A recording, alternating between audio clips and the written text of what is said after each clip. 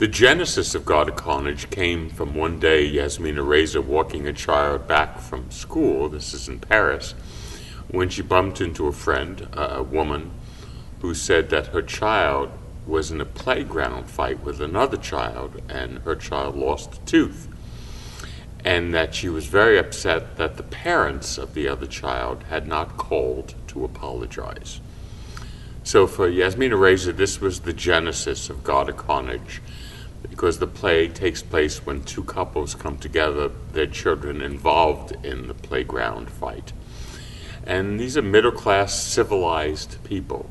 And Reza's plays oftentimes are about the erosion of that veneer of civilization and what happens quite comically when these parents come together, and the results are certainly far worse than what was in the playground. I first saw God of Carnage in London, the original English-speaking production. It was first done, obviously, in Paris.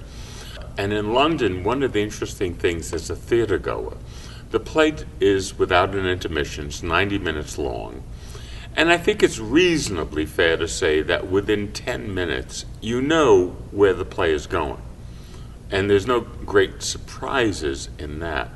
The brilliance of the play is it's not so much a TV sitcom where you know what the end of the sitcom is without even seeing it.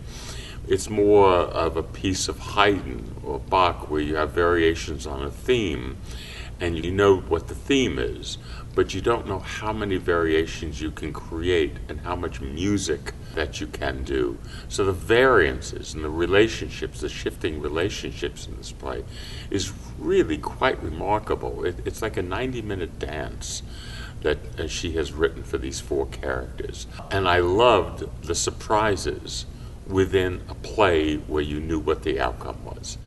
When casting the show in New York, the difficulty, of course, is to see if people can lose their middle-class reserved nature and go for broke as these characters do in the play. And that's tough to do when you only have 5 minutes in an audition studio.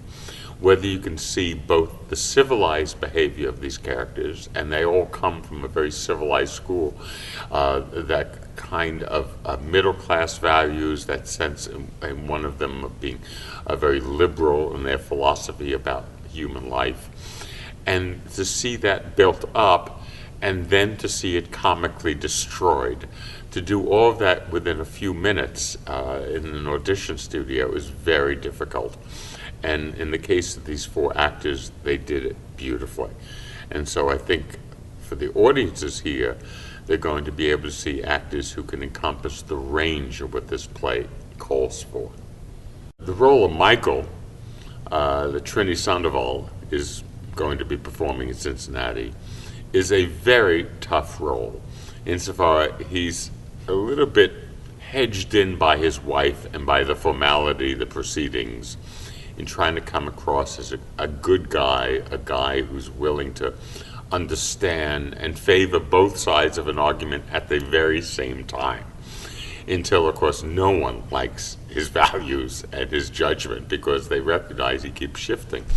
Until finally he can break loose and he lets who he is out.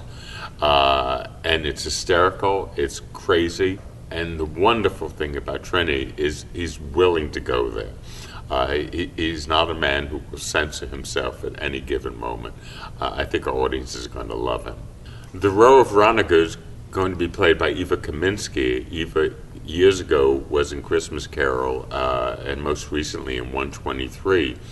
And in both of those productions, grounded in reality, dramatic roles. And it's important for the role of Veronica to come from someone who is grounded as an actor, because she holds on to her values longer than anyone. And when it breaks big time. The wonderful thing with Eva, she has these great comedic skills, which we have not seen in Cincinnati. But it comes from a real place, and that's going to help this production enormously.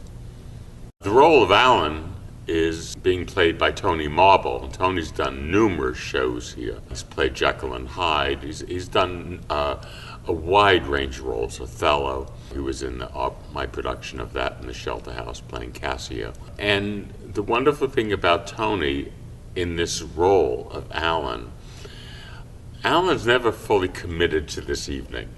He has far more important things to do as a businessman. A large part of his career seems to be going down the tubes as he gets cell phone call after cell phone call, which completely disrupts the proceeding. And he takes all that's going on with a little more disdain than the other characters do.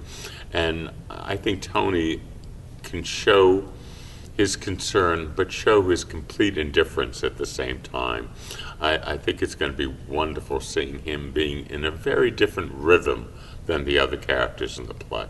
And that's where a great deal of the comedy comes. The role of Annette is being played by Susan O'Connor, and Susan was here several years ago in the world premiere of Melanie Monick's A Sleeping Country.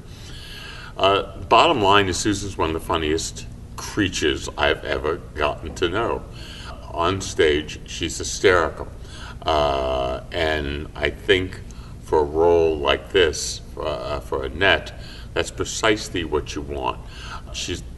You don't see the seams of her comic skills. You never see her having to push. She's just a genuinely funny, wonderful human being. And bad things happen to Annette in the course of the play. And I think Susan will handle all of them with grace and fabulous comedic skills. God of Carnage is a fabulous show to open our season with. It is funny, it is touching, it is crazy, it is unexpected, and it's a wondrous evening of theater. You're going to have a great time.